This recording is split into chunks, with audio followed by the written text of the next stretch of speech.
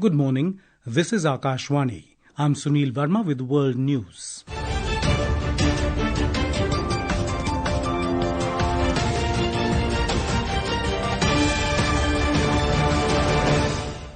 The headlines. India expresses grave concern over unremitting hostilities against minorities in Bangladesh. Concert by rock legend James in Bangladesh's Faridpur cancelled after clashes erupt, leaving 25 people injured. Ukrainian President Volodymyr Zelensky to meet his US counterpart Donald Trump this weekend to discuss ending war with Russia. Israel becomes first country to recognize Somaliland. African Union rejects any recognition. In women's cricket, India beat Sri Lanka by 8 wickets in third T20 International in Thiruvananthapuram. Take unassailable 3-0 lead in 5-match series. India has said the unremitting hostilities against minorities in Bangladesh is a matter of grave concern. Briefing media in New Delhi yesterday, External Affairs Ministry spokesperson Randeep Jaiswal said, India condemns the recent gruesome killing of a Hindu youth in Mymensingh city of Bangladesh, and the perpetrators of the crime must be brought to justice. He added that over 2,900 incidents of violence against minorities, including cases of killings, arson and land grabbing, have been documented by independent sources during the tenure of the interim government in Bangladesh. He added that these incidents cannot be brushed aside as mere media exaggeration or dismissed as political violence. The unremitting hostility against minorities in Bangladesh, Hindus, Christians and Buddhists at the hands of extremists is a matter of grave concern. We condemn the recent gruesome killing of a Hindu youth in Mymensingh and expect that the perpetrators of the crime would be brought to justice. Over 2,900 incidents of violence against minorities, cases of killings, arsons, land grab have been documented by independent sources during the tenure of the interim government. These incidents cannot be brushed aside as mere media exaggerations or dismissed as political violence. Replying to another query on upcoming polls in Bangladesh, Mr. Jaiswal said India supports free, fair, inclusive and participatory elections in Bangladesh. The parliamentary elections in the neighbouring country are scheduled to take place on the 12th of February. On H-1B visa issue, the External Affairs Ministry spokesperson said India remains actively engaged with the US to address and minimize disruptions caused to Indian nationals holding H-1B visas. The spokesperson also stressed that India remains fully committed to bringing back people who are fugitive and wanted in India. He said India is currently engaged with several governments. In Bangladesh, the concert by rock legend James, popularly known as Nagar Baul, was cancelled last night after violence erupted at Faridpur Zilla School during celebrations marking the institution's 185th anniversary. 25 people were injured in the incident, most of them were students. The concert, scheduled to begin on the school grounds as the concluding event of the 2-day anniversary program, was called off after a group of outsiders allegedly attempted to forcefully enter the venue after being denied access, hurling bricks and stones, which triggered a confrontation with students of Faridpur Zilla School.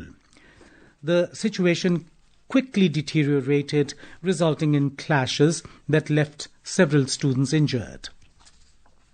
India's foreign exchange reserves edged up by $4.3 billion to $693.3 billion for the week ending on 19th of December. Gold reserves rose by $2.6 billion to $110.3 billion. Foreign currency assets, which form the largest component of the reserves, increased by $1.6 billion to over $559.4 billion during the week, influenced by fluctuations in currencies such as the euro, pound and yen. The central bank's position in the International Monetary Fund also advanced by $95 million to $4.78 billion, and special drawing rights added $8 million USD to $18.74 billion. In Japan, at least 15 people were injured after a stabbing incident at a factory in Shizuoka Prefecture last evening. Police later arrested a 38-year-old man identified as Masaki Oyama on suspicion of attempted murder. Investigators believe Oyama was associated with the factory and have also received information that he sprayed a liquid resembling bleach while wearing a gas mask. Media reports said the factory, located about 1 kilometer from the Mishima city office, manufactures car tires and employs around 980 people as of 2024. This is Akashvani. You're listening to World News. We bring you the top international news and updates from around the globe. Ukraine President Volodymyr Zelensky has said that he will meet his US counterpart Donald Trump in Florida during the weekend as talks continue on ending its full-scale war against Russia. Talking to reporters in Kiev, President Zelensky said he's expecting the meeting on Sunday and it will be focused on a US-brokered 20-point peace plan as well as security guarantees for Ukraine. He said the 20-point plan was 90% complete. He said an economic agreement will also be discussed and the Ukrainian side will also raise territorial issues. On the other hand, in an interview with an American news organization published yesterday, US President Trump said his Ukrainian counterpart does not have anything till he approves it. Mr. Trump said he expects to speak with the Russian leader soon. Meanwhile, Ukrainian capital Kiev came under a massive Russian attack in early hours today with explosions sounding in the city. Media reports said Russia launched several Kinzhal hypersonic missiles, 4 Iskander ballistic missiles and a group of Kalibr cruise missiles. Several explosions were heard across the capital and power outages were reported in Brovary, a suburban town of Kiev and surrounding areas. Israel has become the first country to formally recognize Somalia's breakaway region of Somaliland as an independent nation. Prime Minister Benjamin Netanyahu said Israel intended to immediately expand cooperation in agriculture, health and technology. Somaliland's President Abdirahman Muhammad Abdullahi has described the development a historic moment. Meanwhile, the chairperson of the African Union Commission, Mahmoud Ali Yusuf, has rejected any recognition of Somaliland. A report.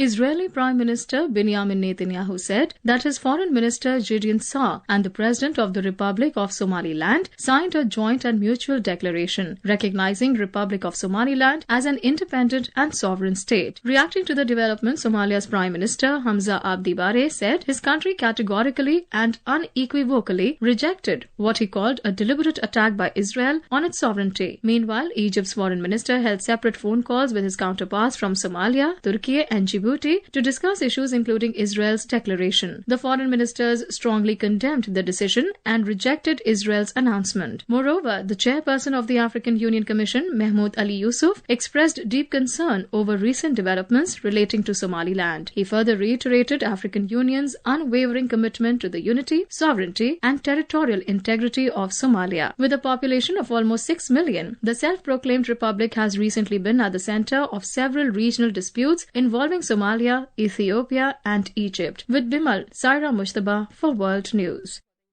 In women's cricket, India defeated Sri Lanka by 8 wickets in the third T20 International in Thiruvananthapuram last night to take an unassailable 3-0 lead in the 5-match series. Chasing a target of 113 runs, India overhauled the score, posting 115 runs for the loss of 2 wickets in just 13.2 overs, riding on Shefali Verma's unbeaten 79 of 42 balls. And now, before we close, here are the highlights of the bulletin.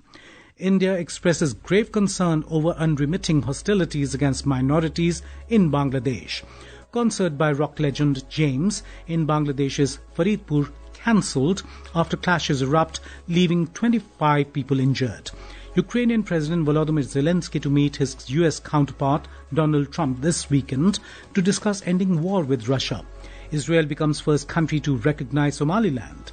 African Union rejects any recognition. In women's cricket, India beat Sri Lanka by 8 wickets in third T20 International in Thiruvananthapuram, take unassailable 3-0 lead in 5-match series. And that is the end of this news bulletin.